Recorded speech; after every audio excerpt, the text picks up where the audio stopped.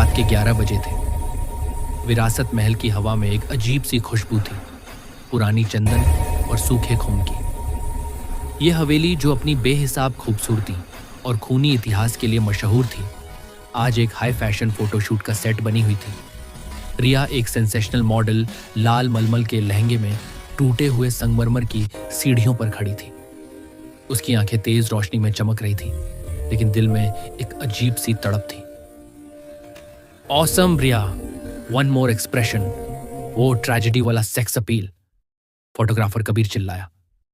कबीर रिया पर बुरी तरह फिदा था, लेकिन रिया की आंखें किसी और पर टिकी थीं।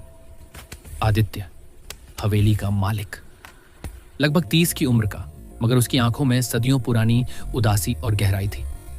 वह शूट के दौरान दूर खड़ा था, एक रेशमी कुर्ता पहने, मानो किसी पुरानी पेंटिंग से निकल आया हो। उसका हर स्पर्श, हर नजर रिया को महसूस होता था। रिया को लगा जैसे वो दोनों पहले भी कहीं मिल चुके हैं। शूट खत्म होते होते काफी देर हो चुकी थी। कबीर और मेकअप आर्टिस्ट श्रेया थके हारे जाने की तैयारी कर रहे थे। रिया चलें, रात यहां रुकना सही नहीं है, श्रेया ने धीरे से कहा। रिया ने दरवाजे की तरफ देखा, जहां तेज बारिश शुरू हो गई थी। नहीं श्रेया, बारिश बहुत तेज है और मुझे कुछ और शॉट्स लेने हैं सुबह की रोशनी में। I'll stay, तुम लोग जाओ। कबीर की नजरों में जलन थी। उसने आदित्य को घूर कर देखा। मिस्टर आदित्य, रिया का ध्यान रखिएगा, कल सुबह हम वापस आएंगे। आदित्य ने केवल धीरे से सिर हिलाया। उसकी आंखें रिया के चेहरे पर स्थिर थीं, जैसे कोई सदियों पुराना कलाकार किसी खोई हुई कृति को पा गया हो। जब सब चले गए तो हवेली की खामोशी और बढ़ गई। रिया अपनी वैनिटी के सामने बैठकर गहने उतार रही थी। उसकी धड़कन तेज हो रही थी। वो जानती थी कि आदित्य आएगा, और वो आया। आदित्य दरवाजे पर नहीं खड़ा था, बल्कि अचानक कमरे के अंधेरे कोने से उभरा। आपकी आंखों में, आदित्य की आवाज शहद सी मीठी और बर्फ सी ठंडी थी। एक ऐसी रोशनी है जो मैंने किसी और में नहीं देखी, कम से कम 100 साल से। रिया का दिल उछलकर गले में आ गया। 100 साल? उसने जोर से हंसने की कोशिश की। आप मजाक कर रहे हैं? आदित्य धीरे धीरे उसके पास आया। उसकी चाल में एक अजीब सी गुरुत्वाकर्षण थी। मजाक नहीं रिया, सच्चाई तो यह है कि जब से मैंने आपको देखा है, मुझे लगा जैसे समय थम गया है। आप बिल्कुल मेरी संजना जैसी दिखती हैं। रिया को लगा कि उसकी सांस अटक गई है। संजना कौन थी? मेरा भूत, मेरा वर्तमान, मेरा शाश्वत दुख, मेरी प्रेमिका। 100 साल पहले मैं इसी हवेली का एक जवान वारिस था, और संजना वो इस जमीन पर उतरा सबसे खूबसूरत सपना थी। आदित्य ने अपना हाथ बढ़ाया और रिया की ठुड्डी को छुआ। उसका स्पर्श गर्म नहीं था, न ठंडा, बस इतिहास जैसा स्थिर। और अब संजना वापस आ गई है आप में। रिया विरोध करना चाहती थी, लेकिन उसके शरीर ने आज्ञा मानने से इनकार कर दिया।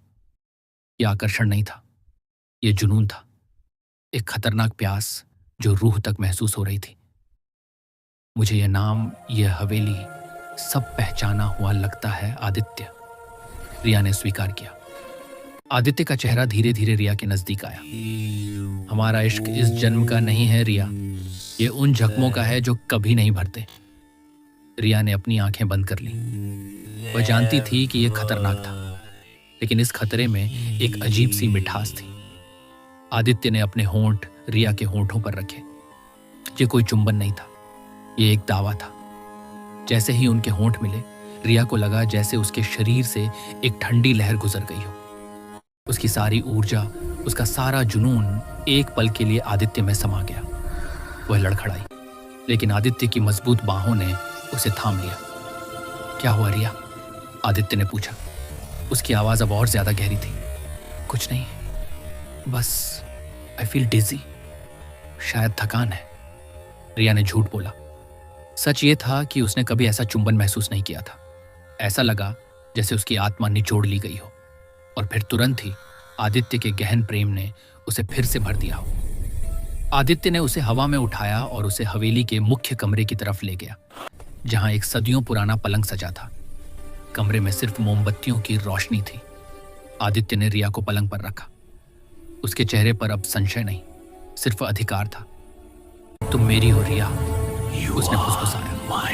रिया ने अपना दुपट्टा फेंक दिया। अगर यह एक सपना है तो मैं कभी जागना नहीं चाहती। आदित्य ने रिया की आंखों में देखा। उन आंखों में प्यास थी, सिर्फ जिस्म की नहीं, रूह की प्यास। उसके हाथों ने रिया के बदन को छूना शुरू किया। हर स्पर्श एक वादा था और हर वादा एक खतरा। रिया को लगा जैसे उसके रोम रोम में आग लग गई हो, लेकिन उस आग के नीचे एक बर्फ की नदी बह रही थी। जैसे जैसे आदित्य का जुनून बढ़ता गया, रिया को लगा कि वह महज शरीर नहीं है, बल्कि एक बर्तन है जिससे जीवन का रस खींचा जा रहा है। यही था इस कहानी का पार्ट 1। आगे क्या होगा वो आपको मिलेगा पार्ट 2 में। तो वीडियो को लाइक करो, चैनल को सब्सक्राइब करो और बेल आइकन दबाना मत भूलना, ताकि पार्ट 2 सबसे पहले आप तक पहुंच